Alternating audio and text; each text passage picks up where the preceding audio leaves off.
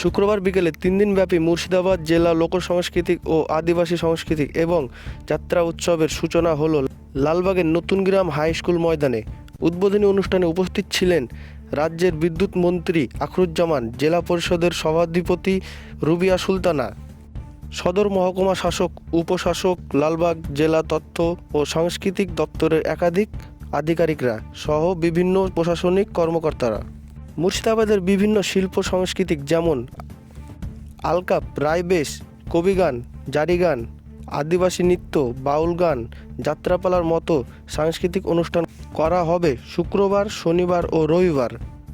Bureau report, S news live Bangla.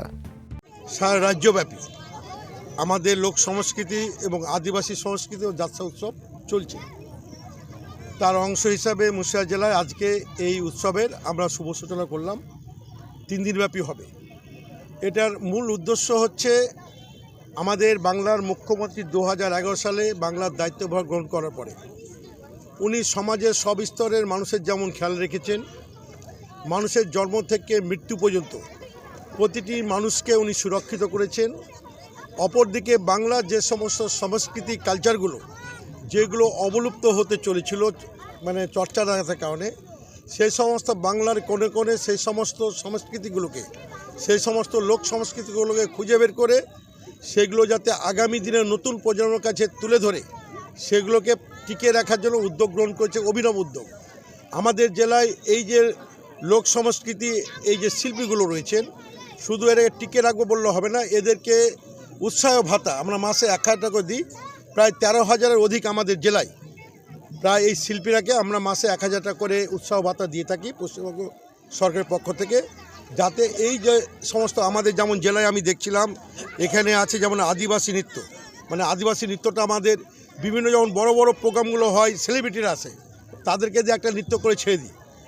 এবং এই নৃত্যটাকে টিকে রাখার জন্য আদিবাসী নৃত্য এদেরকে উৎসাহিত করার জন্য যারা শিল্পী আছে, আদিবাসী নৃত্যশিল্পী, তাদেরও আমরা উৎসাহ ভাতা দিই প্রতি মাসে।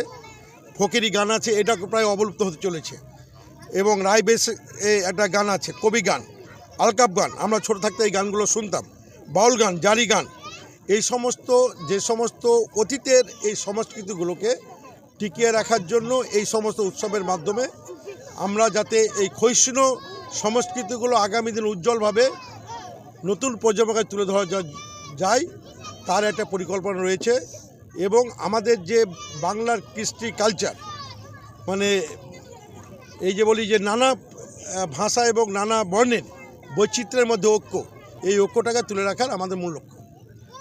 জানেন যে আমরা পশ্চিমবঙ্গ সরকার তথা আমাদের মাননীয় মুখ্যমন্ত্রী মমতা বন্দ্যোপাধ্যায়ের দ্বারা রাজ্যব্যাপী আজকে যে লোকসংস্কৃতি তথ্য অর্থাৎ আদিবাসীদের জন্য এই যে লোকসংস্কৃতি প্রোগ্রাম, সেই প্রোগ্রাম আজকে 3 দিন ব্যাপী পালিত হবে।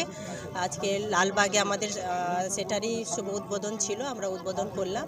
এই প্রোগ্রামের মধ্যে দিয়ে যারা আদিবাসী সম্প্রদায় আছে, সেই আদিবাসী সম্প্রদায়কে তাদের যে কৃষ্টি, তাদের যে কালচার, নানা রকম গান বলুন, নাচ বলুন, সেইগুলো যে প্রতিভা, সেই প্রতিভার যাতে তাদের আগামী দিনে সেই প্রতিভার বজায় থাকে আমাদের রাজ্যব্যাপী, এবং তার জন্য পশ্চিমবঙ্গ সরকার তাদেরকে ভাতাও দেন। সেগুলো সম্পর্কে হয়তো প্রত্যেককেই জানেন, এবং যাদের জানা নেই তাদেরকেও জানানোর জন্য এই প্রোগ্রামের আয়োজন। এক কথায় আমাদের পশ্চিমবঙ্গ সরকার, আমাদের মুখ্যমন্ত্রী চান যে যে কোনো সম্প্রদায় হোক না কেন, আদিবাসী হোক বা আরও যে অন্যান্য সম্প্রদায়, সাঁওতাল সম্প্রদায়, যারাই হোক, তাদের প্রত্যেককেই মাথা উঁচু করে বাঁচার জন্য আমাদের মুখ্যমন্ত্রী সবসময় চেষ্টা করে গেছেন এবং এখনও করছেন। সেটারই একটা প্রচেষ্টা রাজ্যব্যাপী চলছে। ধন্যবাদ।